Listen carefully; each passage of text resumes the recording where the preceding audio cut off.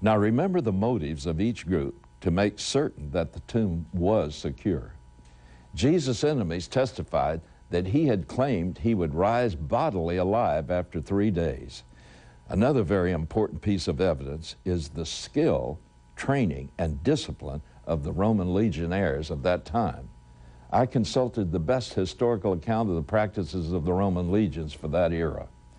I wanted to learn the details of which procedures would have been followed in a maximum security case like this. I studied the institutes of the Roman legions by Vegetius. In such a case, they would have posted a quaternion or 4 squads of soldiers to each watch.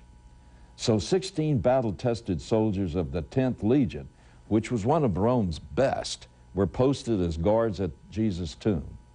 If attacked, a quaternion was trained to form a square from which they could stand off an army until reinforcements arrived. By the way, this same formation is referred to in Acts 12, verse 4, in another case of the same magnitude. Another evidence is how the tomb itself was secured. When it says that they made the tomb secure, it means that first they made certain the body was actually inside the tomb. Then they rolled a large stone, about 2 tons in weight, into place until it dropped into a notch that was cut into the stone floor, as was the custom. The stone rested hard against the solid rock face of the tomb. The soldiers then put hot wax on the rock wall and the door and stretched a string across and pressed it in. Then they placed the Roman seal on it. Everyone knew that breaking Caesar's seal guaranteed that the power of Rome would hunt you down and crucify you.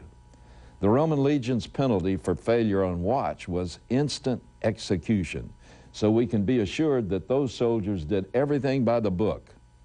According to regulations, a centurion regularly checked the guards.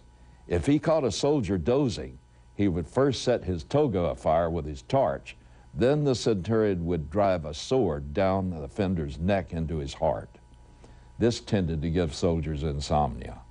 In spite of all these elaborate precautions, 3 days later the tomb was empty. The stone was miraculously rolled back. When the terrified soldiers checked and found the body gone, they fled. Some deserted, some went to the Jewish religious authorities and told them of what had happened and begged for their protection. The only explanation ever given by the Jewish religious authorities was that the disciples of Jesus came and stole his body while the soldiers slept. But this explanation could never stand up in any courtroom. How did the cowering disciples who hid when their leader was arrested get the courage to stand up against the Roman soldiers?